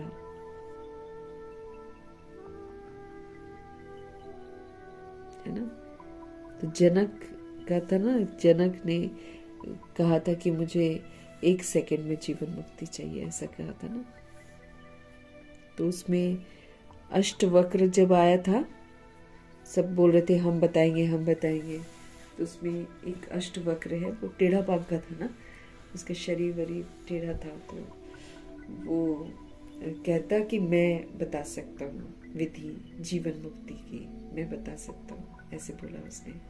तो जितने भी लोग पहले बताने की कोशिश कर रहे थे ना जनक को कि जीवन मुक्ति ऐसे मिलती है, तो फिर वो हंसने लग गए उसको देखकर कि ये टेढ़ा बांका, ये क्या बताएगा कि जीवन मुक्ति कैसे होती है। तब जनक ने बोला था कि ये जितने भी लोग हो ना, आप लोग जितने यहाँ बैठे हो, सब के सब तुम लोग चमार हो। क्यों? क्योंकि तुम किसको देख रहे हो? चमड़ी को देख रहे हो, उसका टेढ़ा बांका शरीर देख रहे थे ना, तो चमड़ी को तुम देख रहे हो, तो तुम लोग सभी चमार हो। तो उसमें वो बोल रहे थे कि जब तक हम चमार क्या होते हैं? अनटचेबल्स होते हैं, उनको कोई छूता नहीं है, ऐसा होता है ना। तो अगर हम चमड़ी देखते हैं तो फिर चमार कहलाएंगे।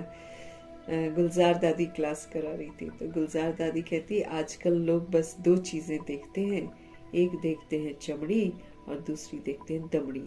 दमड़ी मीन्स पैसा, बस इसके दीवाने हैं आज के समय में दुनिया, चमड़ी और दमड़ी। तो जो इसके पीछे रहता है वो फिर कहलाता है चमार, अनटचेबल।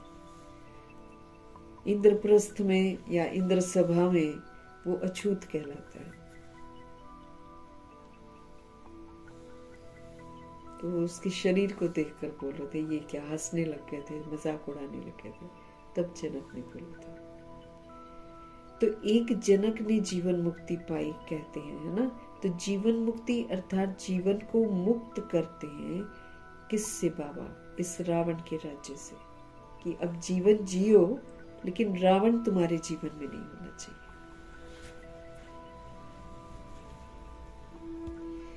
बाप जानते हैं सब बच्चों की कितनी दुर्गति हो गई है,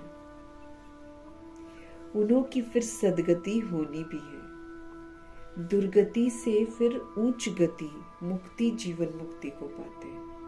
फिर सारा जितना हमने विस्तार करा हुआ है, बंधन में हम बंधे हुए हैं, उससे भगवान को निर्बंधन बनाते हैं, सतगुणी बनाते हैं। फिर सतयुग में 2500 वर्ष की राजधानी में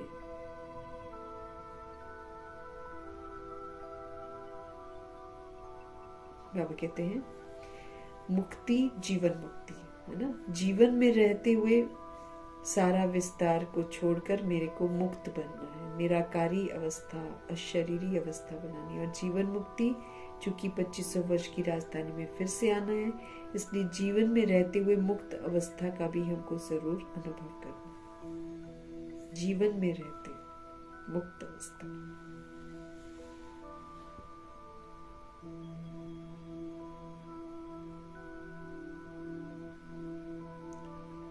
शांति से फिर सुखधाम में आएंगे। पहले हम घर जाएंगे मुक्ति धाम, शांति धाम, फिर वहां से हम लोग जीवन मुक्ति में आएंगे। जितना जितना हमने कमाया होगा जीवन मुक्ति धाम का वर्षा, उस समय हम प्रवेश करेंगे। इमर्ज हो जाएगा अपने आप।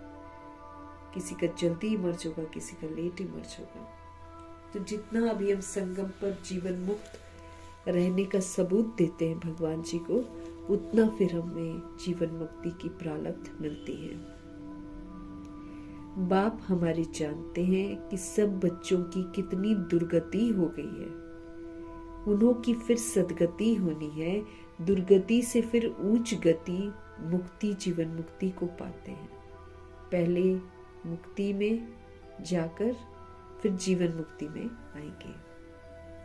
शांति से फिर सुखधाम में जाएंगे, शांति से फिर सुखधाम में आएंगे। ये चक्र का सारा राज जो है शिव बाबा ने हमको समझाया है। तुम्हारे साथ और भी धर्म आते जाते हैं। मनुष्य सृष्टि वृद्धि को पाती जाती है। बाबा कहते हैं इस समय ये मनुष्य सृष्टि का झाड़ जो है ये तमो प्रधान जर्जरीभूत हो गया है।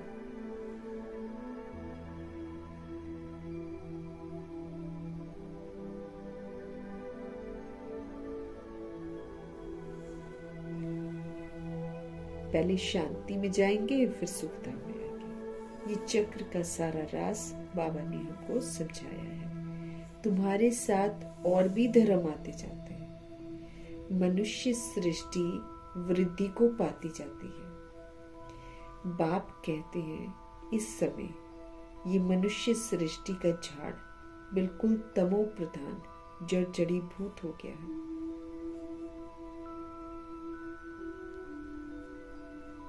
बाप कहते हैं इस समय ये जो मनुष्य सृष्टि है ना, इसका जो झाड़ है ये तमो प्रधान जर्जरीभूत हो गया है। आदि सनातन देवी देवता धर्म का फाउंडेशन सारा सड़ गया है। बाकी सब धर्म खड़े हैं। भारत में एक भी इस समय अपने को आदि सनातन देवी देवता धर्म का समझता नहीं है।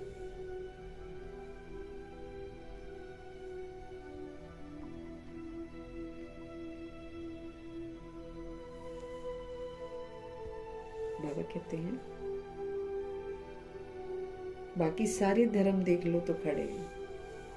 भारत में एक भी अपने को आदि सनातन देवी देवता धर्म का समझता नहीं है, क्योंकि दैवी गुण नहीं है देवता धर्म के, परंतु इस समय ये समझते नहीं है कि हम ही आदि सनातन देवी देवता धर्म के थे, क्योंकि देवताएं तो पवित्र थे। समझते हैं हम तो पवित्र हैं, हम समझते हैं हम तो पवित्र हैं नहीं। हम अपवित्र पतित अपने को देवता कैसे कहला सकते हैं?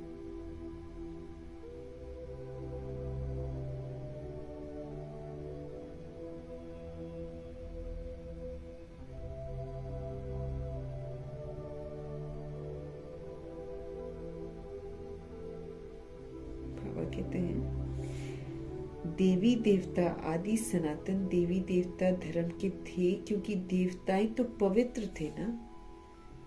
समझते हैं हम तो पवित्र हैं नहीं अब, तो हम अपवित्र पतित अपने को देवता कैसे कहला सकते हैं?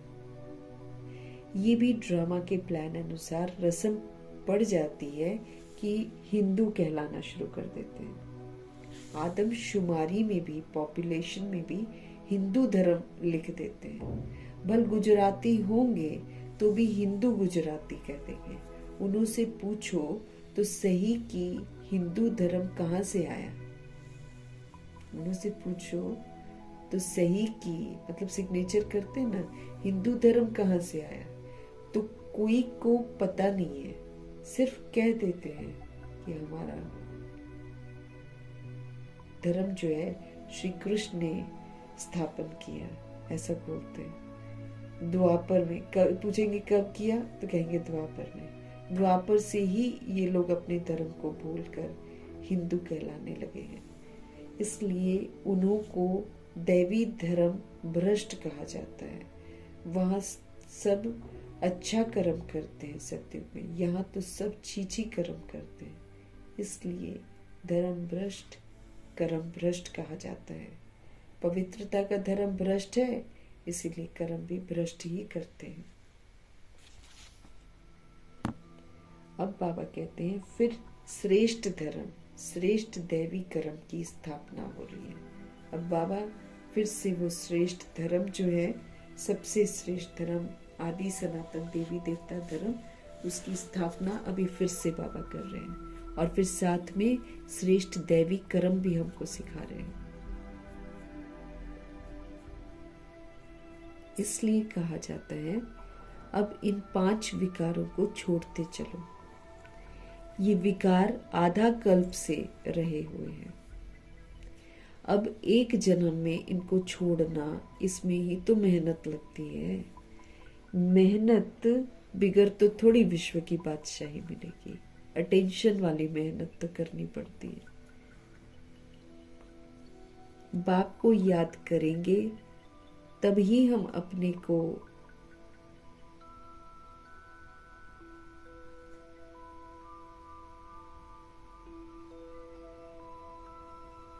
पांच विकारों को बाबा कहते छोड़ते जाओ, क्योंकि बाबा श्रेष्ठ दैवी धर्म की और दैवी कर्म की स्थापना कर रहे हैं।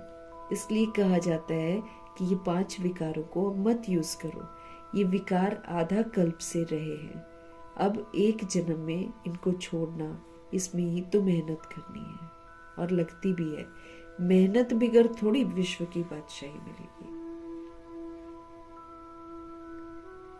बाप को याद करेंगे तभी तो अपने को तुम राजाई का तिलक देते हो, अर्थात राजाई के अधिकारी आप बनते हो। जितना अच्छी रीति याद में हम रहेंगे, जितना हम श्रीमत पर चलेंगे, तो तुम राजाओं का राजा बन जाएंगे। बाबा कहते हैं जितना हम सभी आत्माएं श्रीमत पर चलेंगे, तो तुम राजाओं का राजा बनेंगे। पढ़ाने वाला टीचर तो आया है पढ़ाने के लिए, ये पाठशाला है ही मनुष्य से देवता बनने के लिए।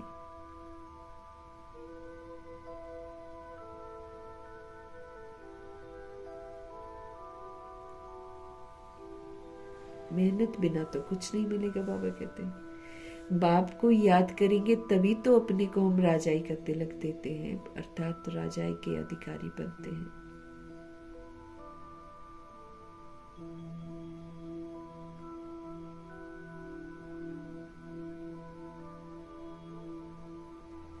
बाबा कहते तुम राजाई का तिलक देते हो, अर्थात राजाई के अधिकारी बनते हो। बाबा को याद करके हम खुद को तिलक देते हैं। जितना हम अच्छी रीति बाबा को याद करेंगे, जितना हम उनकी श्रीमत पर चलेंगे, उतना हम राजाओं के राजा बनेंगे।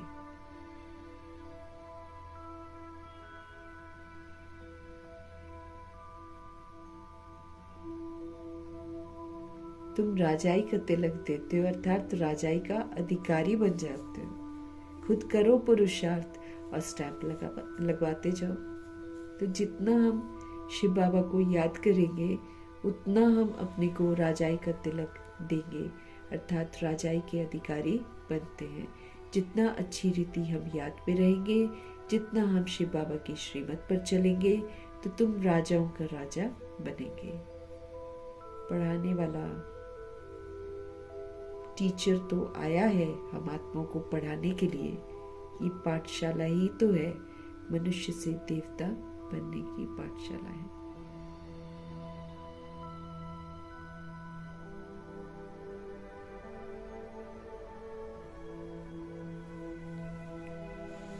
तो याद में रहना है, श्रीमत पर चलना है। तो जितना करेंगे उतना राजाओं का राजा बनेंगे।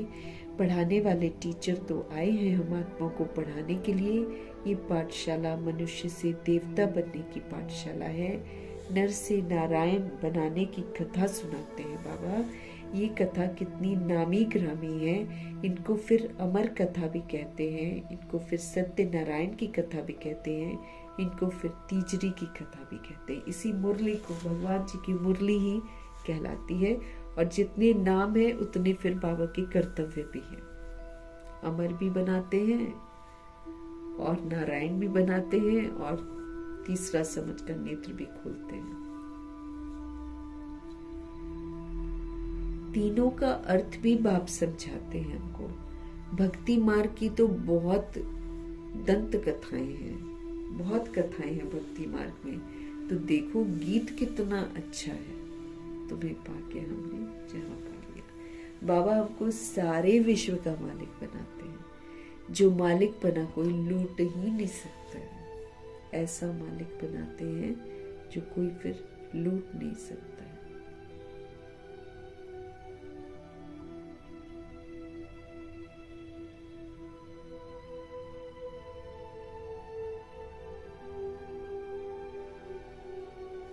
भक्ति मार्ग की तो बहुत कथाएं हैं। सत्यनारायण के सारी झूठी झूठी कथाएं हैं। अब भगवान जी की मुरली एक्चुअली ये सारी कथाएं हैं और सच्ची कथाएं हैं। तो देखो बाबा कहते गीत कितना अच्छा है। बाबा हमको सारे विश्व का मालिक बनाते हैं। जो मालिक बना कोई लूट नहीं सकता है ना। सारे विश्व का शिव बाबा हमको मालिक बनाते हैं। जो फिर मालिक बना जो है वो कोई लूट नहीं सकता है। अच्छा, मीठे मीठे सिकिलते बच्चों प्रति माता पिता बाप दादा का याद प्यार और गुड मॉर्निंग। रूहानी बाप की रूहानी बच्चों को नमस्ते। हम रूहानी बच्चों की भी रूहानी बाप को दिल से, जान से, सिख से, प्रेम से, अदब से, पूरे रिस्पेक्ट से, पूरे रिगार्ड से, मोहब्बत से, प्यार भरी नमस्ते। मीठे बाबा को मोहब्बत भरी नमस्ते और तहे दिल से शिव बाबा का धन्यवाद।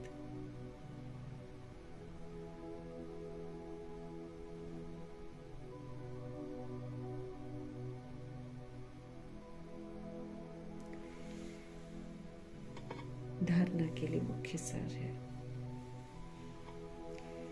हमको सदा ये स्मृति रखनी है कि हम एक मत, एक राज्य, एक धर्म की स्थापना के निमित्त है। बना बनाया मेरे को नहीं मिलेगा कुछ भी। ये मुझे अपने आप को समझाना है। हमको अपना ही ब्रह्मा बनना है, हमको विष्णु भी बनना है, हमको शंकर भी बनना है।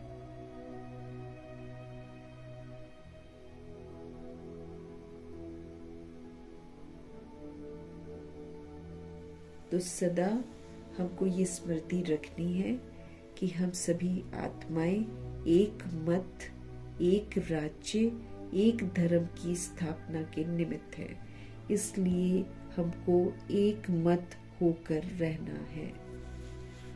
सबको मिलजुल कर बाबा के बच्चों को एक मत होकर रहना है। वो हम तब रह सकते हैं जब हम श्रीमत पर चलें।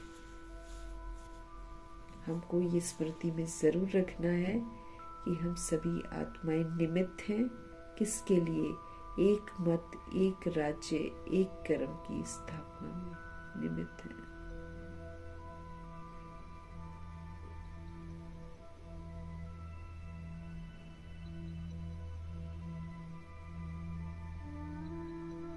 तो सदा स्मृति रखनी है कि हम एक मत, एक राज्य, एक धर्म की स्थापना के निमित्त हैं। तो हमें पवित्रता का धर्म भी स्थापन करना है और स्वराज्य अधिकारी बनकर अपनी कर्म इंद्रियों को कंट्रोल करके राज्य का अधिकार भी प्राप्त करना है। और साथ में बाबा कहते एक हमेशा श्रीमत पर चलो,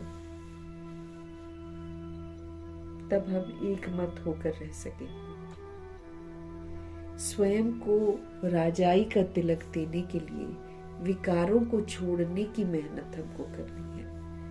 अगर हम चाहते हैं कि हम आत्माएं अपने को राजाई का तिलक दें, तो हमारे शिव बाबा कह रहे हैं कि विकारों को छोड़ने की मेहनत करो।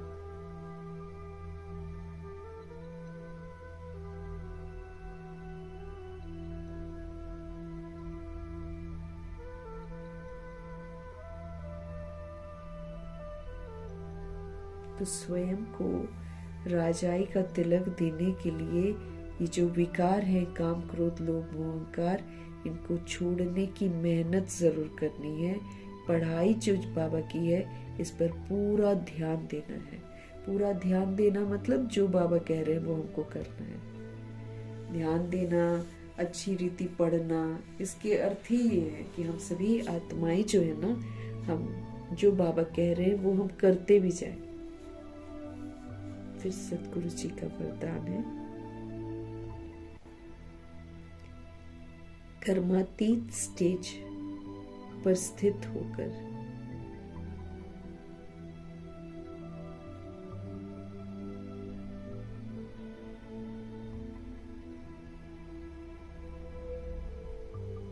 तो कर्मातीत स्टेज पर स्थित हो, मतलब जहां मेरा कोई किसी के साथ कार्मिक हिसाब किताब ना हो, ऐसी स्टेज पर स्थित हो। चारों ओर की सेवाओं को हैंडल करने वाले सिद्धि स्वरूप भव, सिद्धियों का स्वरूप बन जाओ। यहाँ पर है विधि से सिद्धि, दुनिया में है रिद्धि सिद्धि। रिद्धि सिद्धि थोड़े समय की होती है और विधि से सिद्धि सदाकाल की होती है। तो शिव बाबा आपको बोल रहे हैं, कर्मातीत स्टेज पर स्थित होकर चारों ओर की सेवाओं को हैंडल करने वाले सिद्धि स्वरूप भव। कर्मातीत स्टेज पर स्थित हो जाओ, जहां मेरा किसी के साथ कोई हिसाब किताब नहीं है। अब मेरा सबके साथ रूह का रिश्ता है, वो है कर्मातीत स्टेज की स्थिति। उसमें स्थित होकर फिर चारों ओर की जो सेवाएं हैं ना, चारों ओर की जो सेवाएं हैं, उन सेवाओं में स्थित होना सीखो। बाबा कहते हैं स्वयं को, बाबा कहते हैं कर्मातीत स्टेज बनाओगे ना, तो स्थित होकर चारों ओर की सेवाओं को हैंडल करो। फिर क्योंकि एक कर्मातीत सोल जो है एक ही जगह पर रहकर चारों ओर की सेवा कर सकती है। जैसे बाबा ने बताया ना अव्यक्त बाप दादा ने कि अव्यक्त मुरली में, कि जो कर्मातीत सोल होती है ना, वो एक बॉडी में होगी लेकिन वो 5-6 जगह जाकर सेवा कर सकती है। उसी एक बॉडी में रहते हुए उसका हिस्सा निकलकर जगह जगह जाके सेवा कर सकता है। उस समय वो सोती है, यानी कि 4 बजे 2 बजे 3 बजे ना सो रही होती है, तो फिर बाबा उनको इमर्ज कर लेते हैं, फिर उनसे सेवाएं करा लेते हैं। वो कर्मातीत स्टेज होती है, जहाँ पर हमारा किसी के साथ कोई कार्मिक बॉन्डेज नहीं रह जाता है। बाबा कहते हैं उस स्टेज पर स्थित होकर आप चारों ओर की जो सेवाएं हैं ना, उसको हैंडल करने वाले सिद्धि स्वरूप बन जाओ। उत्तर है उनका, यानी विस्तार है, बाबा के वरदान का विस्तार है। आगे चलकर चारों ओर की जो सेवाएं हैं, इनके विस्तार को हैंडल करने के लिए भिन्न भिन्न साधन अपनाने पड़े। क्यों? क्योंकि उस समय पत्र व्यवहार या टेलीग्राम या टेलीफोन आदि काम नहीं करेंगे। ऐसे समय पर वायरलेस सेट चाहिए। इसके लिए अभी अभी कर्मयोगी, अभी अभी कर्मातीत स्टेज में स्थित रहने का अभ्यास करो। तब चारों ओर संकल्प की सिद्धि के द्वारा सेवा में सहयोगी बन सकेंगे।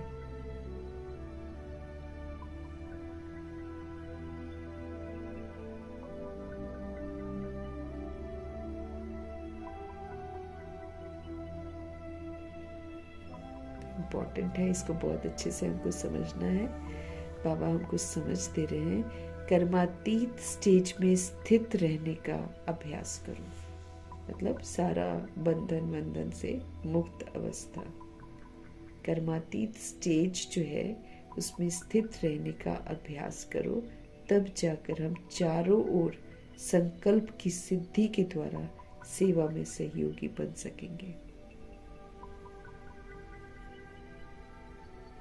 चारों ओर की सेवा करनी है ना, तो चारों ओर संकल्प की सिद्धि के द्वारा सेवा। संकल्प ऐसे करेंगे ना, प्योर पावरफुल संकल्प जो भगवान को अर्पण हम कर सके, वो संकल्प करके सिद्धि द्वारा सेवा में सहयोगी बन सकेंगे।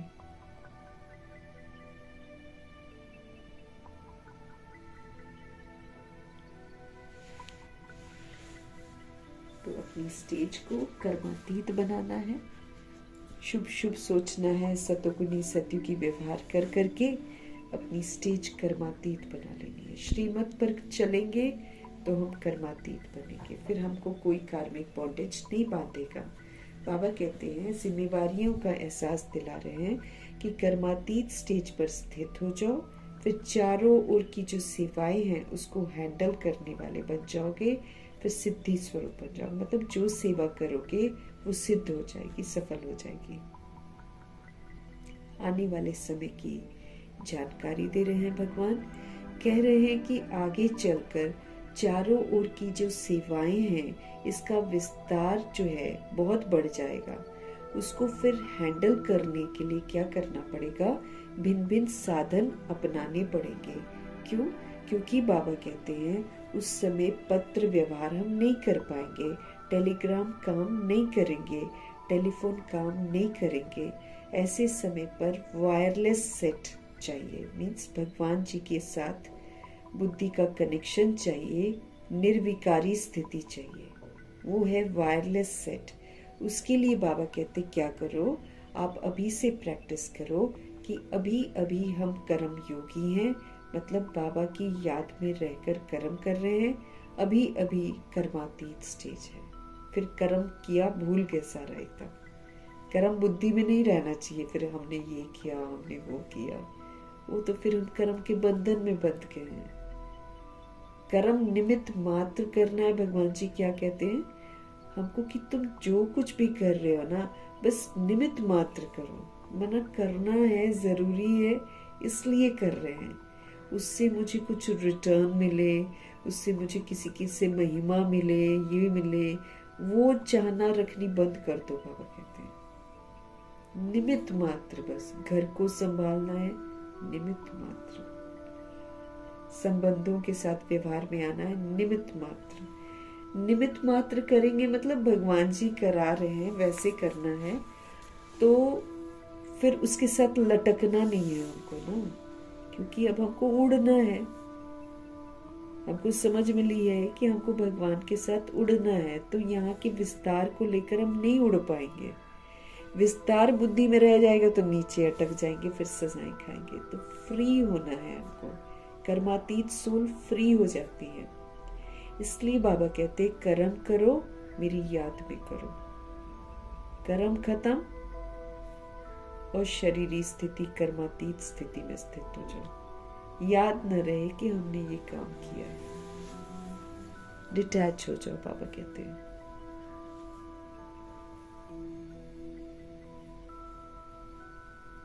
अभी अभी कर्मयोगी, अभी अभी कर्मातीत।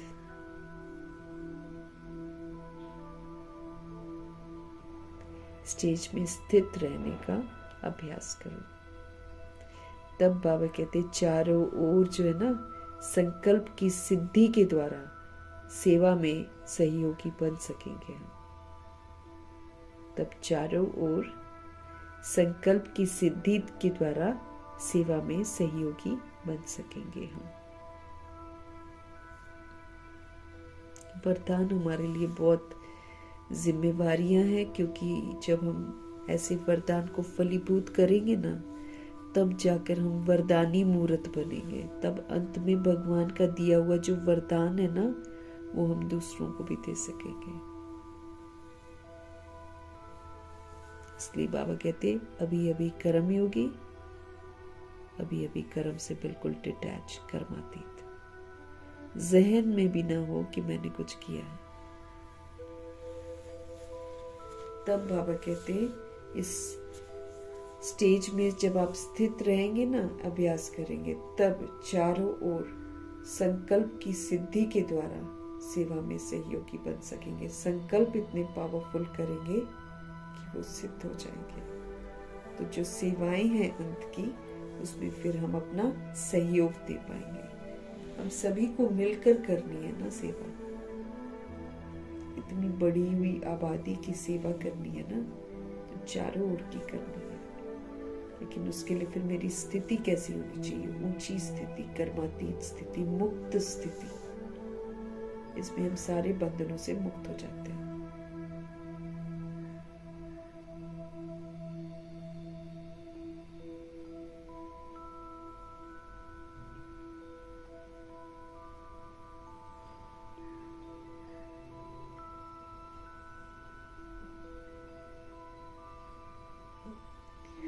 तो कर्मातीत, कर्मयोगी, बैलेंस रखना है।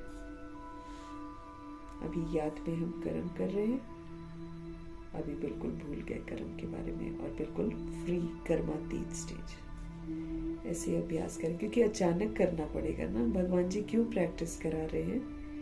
हम चाहे खाना बना रहे हैं, हम चाहे दफ्तर में हैं, हम चाहे रास्ते में हैं, हम चाहे कोई सामान लेने गए हैं, कभी भी अचानक स्टॉप होगा। तो फिर कहीं ऐसा ना रहे कि मेरे दिमाग में काम रह जाए, वो तो फिर दुर्गति हो जाएगी ना। एकदम तुरंत खत्म, डिटैच।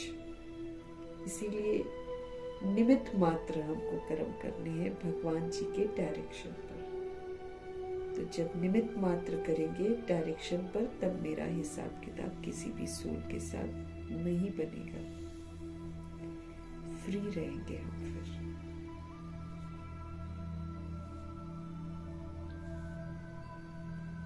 स्लोगन है आज का, परमात्म प्यार की पालना का स्वरूप आपका सहज योगी जीवन है।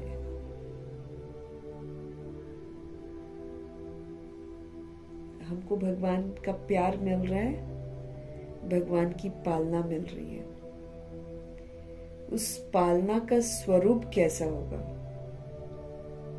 हमारा जीवन सहज योगी वाला होगा। वरना हमको योग लगाना नहीं पड़ेगा, हम बाबा के साथ ही कनेक्टेड होंगे।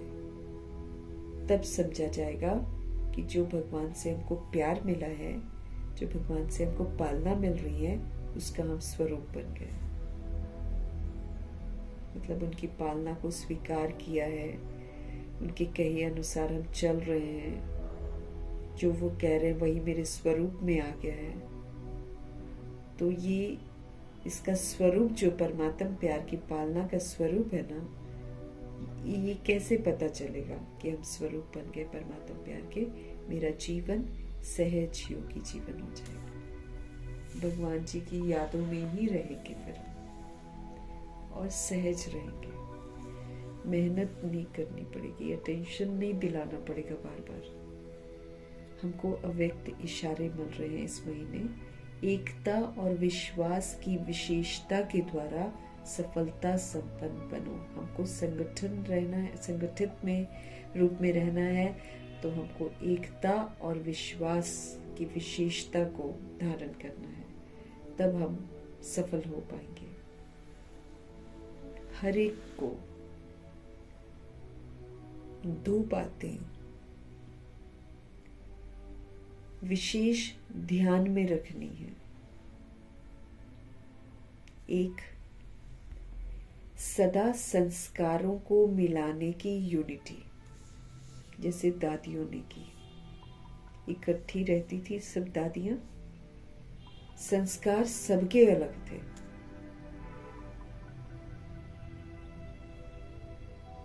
खाने पीने को लेकर, रहने को लेकर, है ना, सारे संस्कार जो थे ना, सबके अलग अलग थे।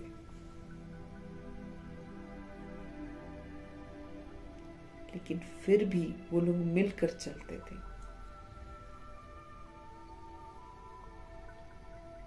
तो बाबा हमको भी बोल रहे हैं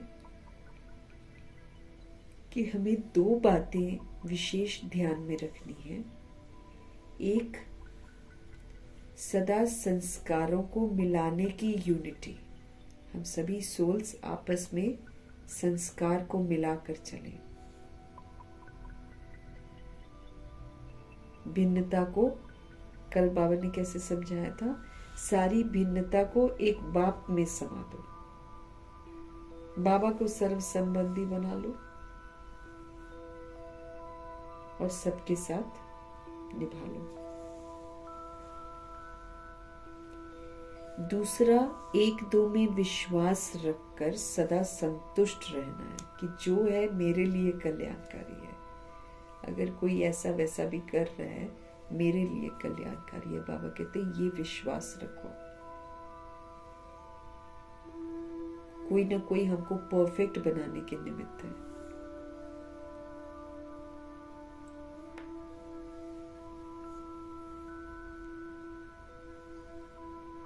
एक दो में विश्वास रख, सदा संतुष्ट रहना है और सबको संतुष्ट करना है। जब ये दोनों बातें, संस्कार मिलाने की और संतुष्ट रहकर संतुष्ट करने की, जब ये दोनों बातें हमको सदा ध्यान पर रहेंगी, तब बाप जो है, जैसा है, वैसा ही दिखाई देगा और प्रत्यक्षता हो जाएगी।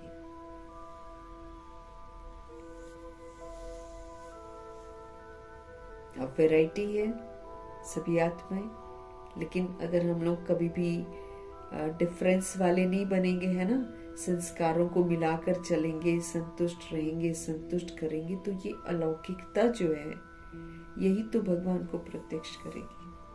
फिर बाप जो है, जैसा है, वैसा ही वो दिखाई देगा और फिर उनकी प्रत्यक्षता हो जाएगी। लोग कहेंगे देखो कैसे मिलकर ये लोग रहते हैं, इनको सिखाने वाला कौन है।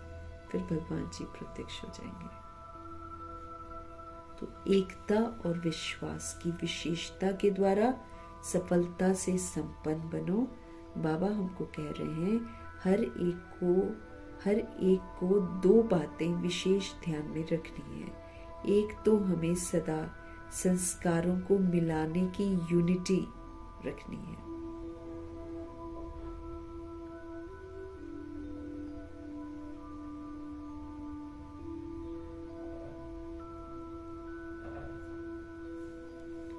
दूसरा, एक दो में विश्वास रखकर सदा संतुष्ट रहना है और सबको संतुष्ट करना है।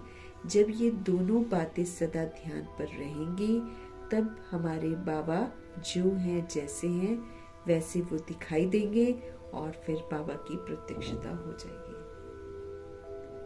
एकता और विश्वास से ही तो भगवान जी प्रत्यक्ष होंगे।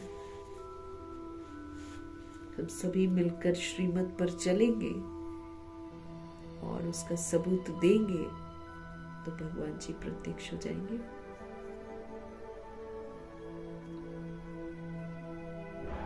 मीठे मीठे परम पिता परमात्मा जी का धन्यवाद करेंगे। ब्रह्मा माँ का धन्यवाद, जगदम्बा माँ का धन्यवाद, गुलजार दादी जी का धन्यवाद, अष्टरत्नों का धन्यवाद, नवग्रहों का धन्यवाद, एडवांस पार्टी की सारी सोल्स का धन्यवाद, बची हुई जितनी भी आत्माएं हैं सबका धन्यवाद। 5 तत्वों का धन्यवाद, ड्रामा का धन्यवाद, प्रकृति का धन्यवाद, माया का धन्यवाद, यमदूत का धन्यवाद, करोड़ों की आबादी का धन्यवाद, साधनों का धन्यवाद, साधन बनाने वालों का धन्यवाद, साथ में रहने वाली सोल्स का धन्यवाद, सहयोगी आत्माओं का धन्यवाद, अविनाशी खजानों का धन्यवाद, समय का धन्यवाद, शरीर रूपी इंस्ट्रूमेंट का धन्यवाद, आप सभी सोल्स का धन्यवाद, सृष्टि की मेहमान नवाजी का तहे दिल से हम धन्यवाद करेंगे।